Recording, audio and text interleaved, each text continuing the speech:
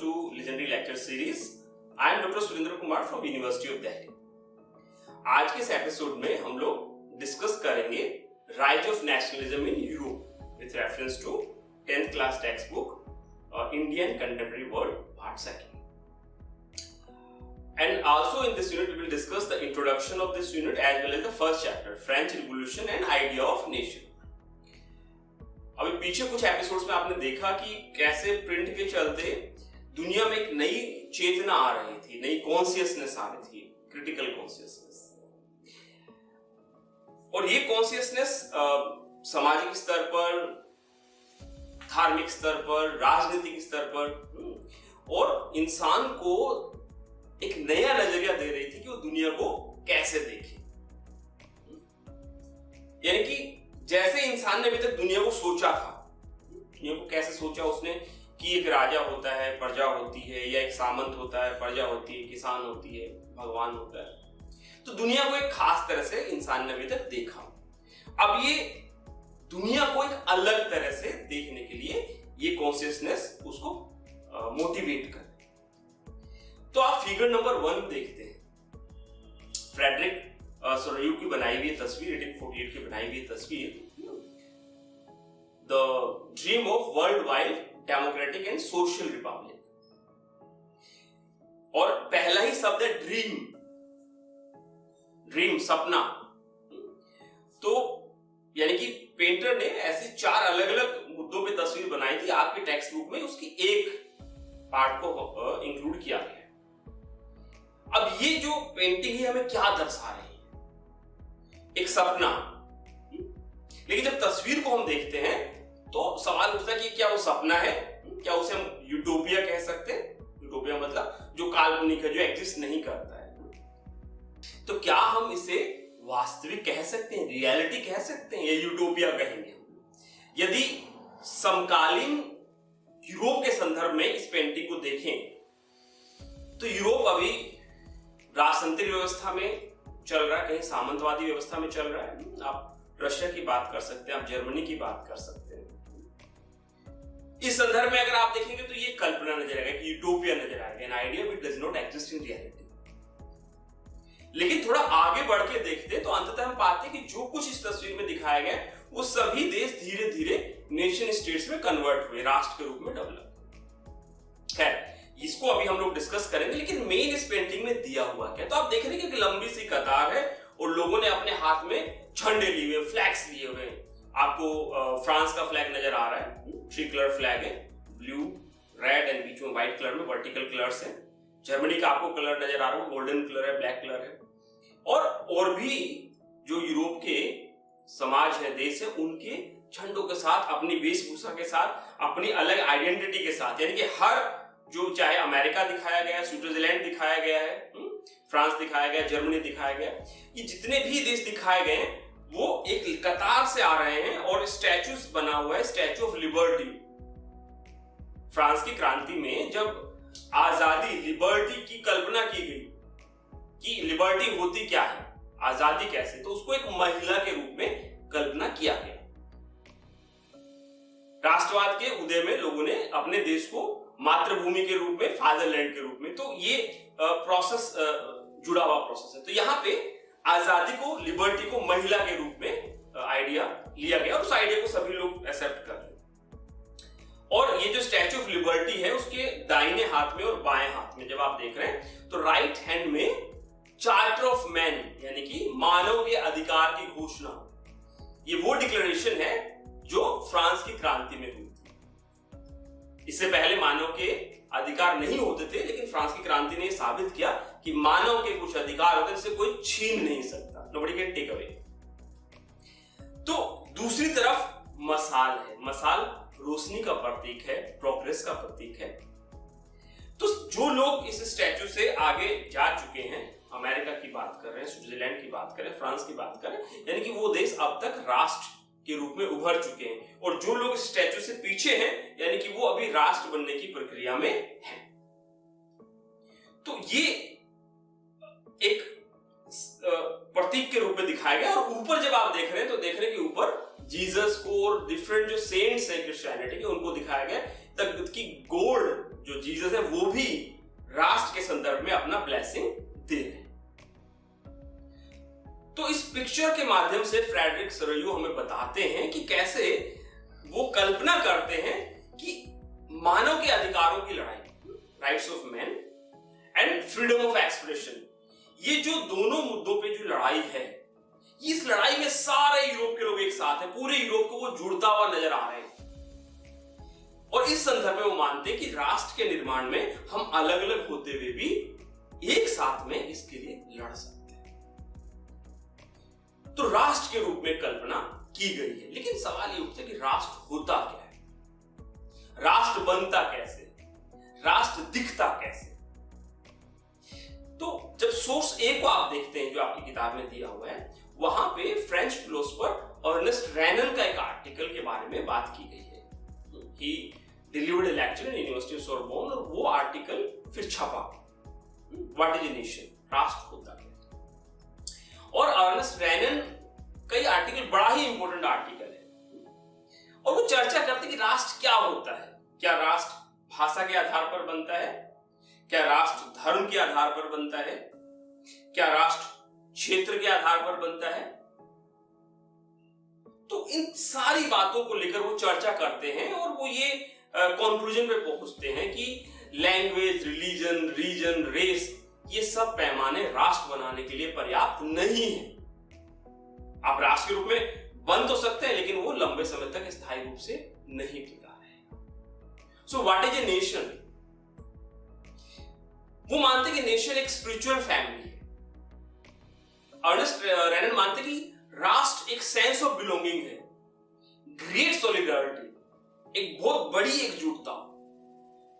उनका मानना है कि राष्ट्र एक ऐसा समाज है जो अपनी अतीत की यादें साथ में शेयर करता है और वर्तमान में साथ रहने की वादे करता है, कंसेंट टू लिव टुगेदर, साथ रहने की सहमति। और रेनन ये भी कहते हैं कि मानव कभी भी धर्म का, रेस का, लैंग्वेज का, जियोग्राफी का कभी भी गुलाम नहीं रहा। मानव कभी भी इन चीजों का गुलाम नहीं रहा। तो मानव को क्या चाहिए? वो कहते हैं कि जो नैतिक चेतना, द मोरल कॉन्साइंस, और मोरल कॉन्साइंस किससे इमर्ज होती है? एक विचारशील दिमाग, the Sen mind and the warm heart, यानी कि एक विचारशील दिमाग और एक वार्म हार्ट से जो नैतिक चेतना उभरती है, उससे राष्ट्र का निर्माण होता है। देयरफॉर अर्नेस्ट रेनन का मानना है कि नेशन का मतलब है टेकिंग प्लेबिसाइट एवरी डे, लोगों से रोज सहमति लेना, that they want to live together। इस संदर्भ में अर्नेस्ट रेनन का मानना है कि राष्ट्र एक नई अवधारणा है और राष्ट्र बनते भी हैं और राष्ट्र विखंडित भी होते हैं। जो सबसे अहम बात है, यानी कि राष्ट्र बनाने को लेकर जो सबसे अहम बात है कि लोगों को लिबर्टी मिले, आजादी मिले, तो राष्ट्र की अवधारणा लिबर्टी पर आधारित है।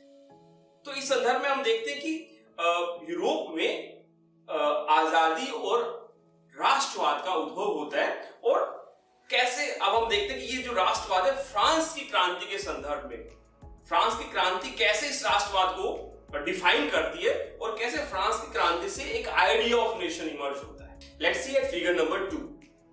एंड्रियस रैबमैन की बनाई हुई ये तस्वीर जर्मन एल्मनेक को दिखा रही है। एल्मनेक मतलब एक एनुअल पब्लिकेशन जो उस संगठन की सारी गतिविधियों को टैबलेट फॉर्म में नोटिफाई करता है, पंचांग भी आप इसे कह सकते हैं। इस एल्मनेक में एक तरफ आपको दिखाया गया है तस्वीर में, बैकग्राउंड में बेसिलिका किला है और नीचे आपको जनता दिखाई जा रही है, यानी कि फ्रांस की क्रांति का एक वो आइडिया है, कैसे उन्होंने बेसिलिका किले पर अपनी जीत स्थापित की और राजतंत्र को खत्म किया। और दूसरी तरफ बिल्कुल उसी फॉर्मेट में, जो सेम फॉर्मेट है लेकिन किला है जर्मनी के राजा का किला, और वहां पे लिखा हुआ है the people must seize their own freedom. तो कैसे एक विचार, लोगों को अपनी आजादी लेने का विचार जो फ्रांस की क्रांति से उभर रहा था, उन प्रतीकों का उपयोग हम जर्मनी में भी देख पा रहे हैं। तो ये विचार कैसे एक जगह से दूसरी जगह जा रहे हैं, ये भी एक बड़ा सवाल है। तो एंड्रियस रैबमैन कौन है? कैसे इन्होंने इस विचार को ग्रहण किया, तो हम पाते हैं कि वो जैकोबिन ग्रुप के सदस्य थे। तो अब आपके जहन में एक सवाल आएगा, ये जैकोबिन ग्रुप क्या होता है? कहां था ये ग्रुप? फ्रांस में था, जर्मनी में था, पूरे यूरोप में था। तो इस पक्ष को जब हम समझना चाहते तो हम देखते हैं कि जब फ्रांस की क्रांति होने वाली थी, 1789 की हम लोग बात करते हैं, यानी 1789 से 91 के बीच हम देखते हैं कि फ्रांस की क्रांति पूरी तरह स्थापित हो चुकी थी, एक रिपब्लिक स्थापित हो चुका था। तो इस फ्रांस की क्रांति की शुरुआत में जब हम फ्रांस में लोगों को देख रहे हैं, लोग एकजुट हो रहे हैं, लोग आपस में राय बना रहे हैं, आइडियाज को शेयर कर रहे हैं, तो छोटे छोटे ग्रुप्स बन रहे हैं। Friends of equality and freedom, इस तरह के ग्रुप बन रहे हैं। Friends of the society of the constitutions. तो मतलब ये तमाम तरह के प्रगतिशील ग्रुप है, प्रोग्रेसिव ग्रुप है, जो उभर रहे हैं और जो आइडियाज को एक्सचेंज कर रहे हैं। लेकिन इस दौर में क्रांति का आइडिया, बदलाव का आइडिया, जो कुलीन वर्ग है, साधन संपन्न वर्ग है, उनके लिए बड़ा मजाक की तरह है। तो जब इन ग्रुप्स ने अपनी पहली बैठक फ्रांस में की, पेरिस में की, नॉट फ्रांस, पेरिस में की, फ्रांस में तो ये कर ही रहे थे, जब पेरिस में इन्होंने पहली बैठक की तो इन्होंने जैकोबिन के मठ में, और उस मठ में जो डाइनिंग हॉल था वहां पे ये बैठक की। तो जो विरोधी थे, जो लोग बदलाव का विरोध कर रहे थे, उन्होंने मजाक बनाने के लिए इनको जैकोबिन ग्रुप कहने लगा। तो कालांतर में जो भी प्रगति की बात करता था, जो भी बदलाव की बात करता था, उन्हें विरोधियों ने जैकोबिन ग्रुप के नाम से आइडेंटिफाई किया। तो इस तरह से हम देखते हैं कि यूरोप के तमाम शहरों में, देशों में, शहरों में जो इस तरह के ग्रुप स्थापित हुए, उन्हें लोगों ने जैकोबिन ग्रुप के नाम से कहा। अब सवाल ये कि ये जो जैकोबिन ग्रुप है, जो बदलाव की बात कर रहे हैं, ये क्रांतिकारी कैसे बने? इन्होंने फ्रांस की क्रांति स्थापित की, तो कैसे इन्होंने फ्रांस को एक राष्ट्र के रूप में इमेजिन किया? राष्ट्र कैसे बना? तो इन्होंने आइडेंटिफाई किए कुछ सिंबल्स, जैसे कि हम लोगों ने अर्नेस्ट रेनर के संदर्भ में बात की थी कि आप एक स्पिरिचुअल फैमिली के रूप में अपने आप को देखते हैं, आप एक सेंस ऑफ बिलोंगिंग के रूप में देखते हैं। तो इन लोगों ने अपने एक फ्लैग बनाया, यानी कि फ्रांस का एक अपना फ्लैग, जिसमें वर्टिकल कलर्स बनाए गए, ब्लू, व्हाइट एंड रेड। जो फ्रांस के क्रांतिकारी थे, वो क्रांति के समय एक कैप पहनते थे, उस कैप के ऊपर एक कोकेट लगा देते, कलगी जिसे हम कहते हैं, वो ब्लू एंड रेड कलर की होती थी। तो फ्लैग जब बनाया गया राष्ट्र का, तो उसमें उस कलर को समाहित किया गया, ताकि जो संघर्ष की जो यादें हैं, उन यादों को राष्ट्र की चेतना से जोड़ा जाए। फ्रांस को एक फादरलैंड के रूप में कंसेप्चुअलाइज किया गया और राष्ट्रीय गीत बनाया गया, rise the children of fatherland. तो राष्ट्रीय गीत के माध्यम से, राष्ट्रीय ध्वज के माध्यम से फ्रांस की एक राष्ट्रीय भाषा के रूप में फ्रेंच को स्वीकार किया गया। सो French language became a source of identity. पूरे फ्रांस में एक सेंट्रलाइज्ड एडमिनिस्ट्रेटिव सिस्टम स्थापित किया गया, एक यूनिफॉर्म लॉ को लागू किया गया, कानून के समक्ष सभी लोग एक जैसे, कोई बड़ा नहीं, कोई छोटा नहीं। फ्रांस में एक करेंसी स्थापित की गई। तो इस तरह से एक लार्जर सोलिडेरिटी, एक लार्जर आइडेंटिटी के रूप में फ्रांस को इमेजिन किया गया, और फ्रांस एक क्रांति के रूप में स्टैब्लिश हुआ, एक नेशन के रूप में स्टैब्लिश हुआ, एक रिपब्लिक के रूप में स्टैब्लिश हुआ। 79 ऑनवर्ड हम ये देखते हैं कि जहां फ्रांस में सब क्रांति आ रही है, डिक्लेरेशन ऑफ राइट्स मैन की बात हो रही है, और जो जैकोबिन ग्रुप्स हैं वो दूसरे देशों से भी संपर्क कर रहे हैं। तो एक तरफ फ्रांस में क्रांति स्थापित हो गई, रिपब्लिक स्थापित हो गया, दूसरी तरफ जैकोबिन्स जो है दुनिया के अलग अलग देशों में विचार फैला रहे हैं। क्या विचार फैला रहे हैं वो लोग? एक, संविधान आधारित सरकार स्थापित करना, दो, संविधान के माध्यम से declaration of rights of man and citizen स्थापित करना, और उन तमाम समूहों के बीच में संवाद स्थापित करना जो इस तरह की बातों को लागू करना चाहते हैं। तो इस तरह से जो आइडिया ऑफ नेशन है वो फ्रांस से निकलकर यूरोप के दूसरे देशों में भी जा रहा है। लेकिन फ्रांस में हम देखते हैं कि 1804 में नेपोलियन के आने के बाद फ्रांस का जो रुख है आइडिया ऑफ नेशन को लेकर और दूसरे देशों को लेकर, उसमें थोड़ा सा हमें बदलाव देखेंगे। सो 1804 ऑनवर्ड हम देखते हैं कि नेपोलियन के लीडरशिप में फ्रांस युद्ध छेड़ देता है दूसरे देशों के साथ में, और यूरोप के अन्य देशों में वो राजतंत्र को भी खत्म करता है, वो सामंतवाद को भी खत्म करता है, और वहां पे वो सिविल कोड, जिसे हम सिविल कोड 1804 कहते हैं, वो लागू करता है। अब ये सिविल कोड 1804 क्या था? जैसे नेपोलियन कोड भी हम कह सकते। सो सिविल कोड में कुछ ऐसी बातें थी जो बराबरी की बात करती है, जैसे कि जन्म आधारित सभी भेदभाव को खत्म कर दिया गया, all inequalities based on birth और एबॉलिश्ड। कानून के समान सब लोग एक जैसे, कानून किसी के साथ भेदभाव नहीं करे।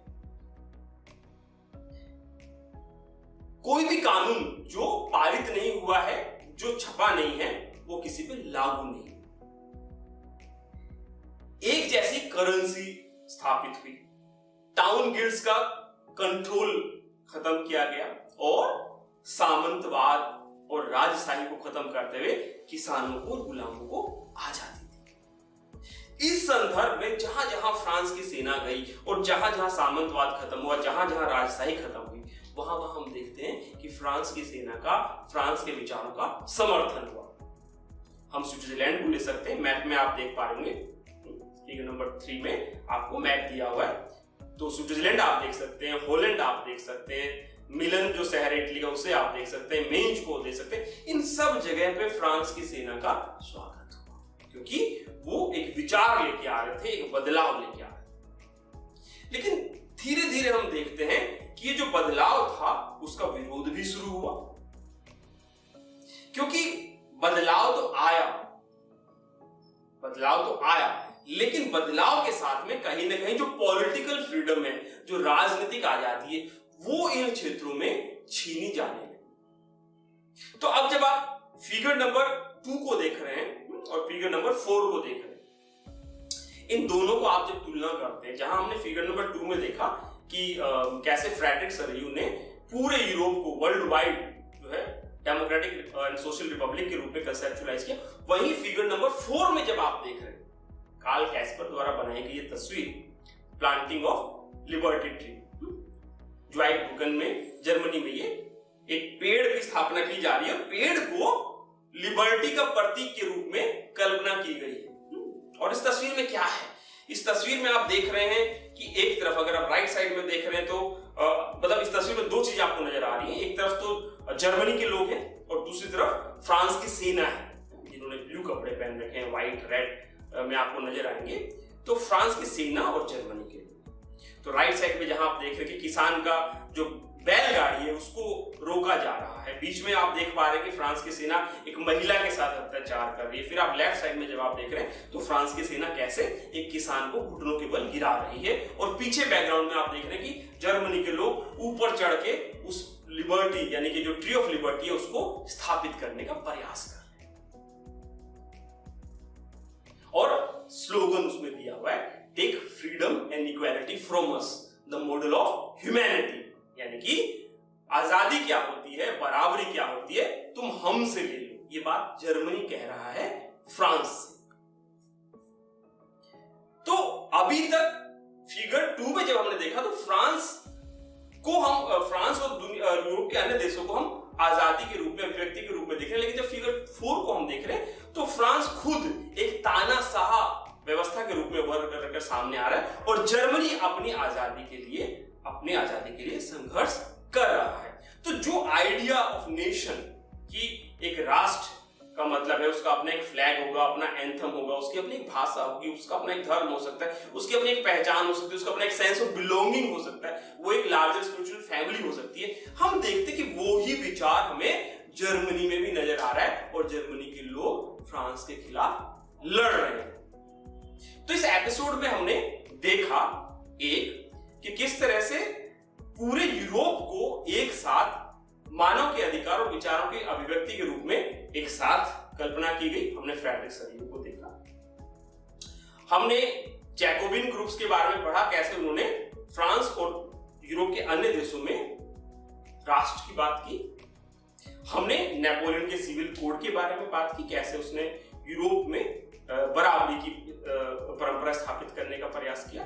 और फोर्थ हमने पढ़ा कि किस तरह से जो आइडिया फ्रांस में उभरा, अब वो जर्मनी में उभरा, लेकिन वहां पे फ्रांस तानाशाह के रूप में देखा जा रहा है और जर्मनी अपने आप को आजाद होने के रूप में देख रहा है। और धीरे धीरे हम लोग देखते हैं कि ये जो आइडिया ऑफ नेशन ये आगे भी फैल रहा है। तो I hope you have enjoyed this video. अगले एपिसोड में हम लोग बात करेंगे making of nationalism in Europe, कि कैसे यूरोप में ये राष्ट्रवाद आगे फैला। Thank you very much.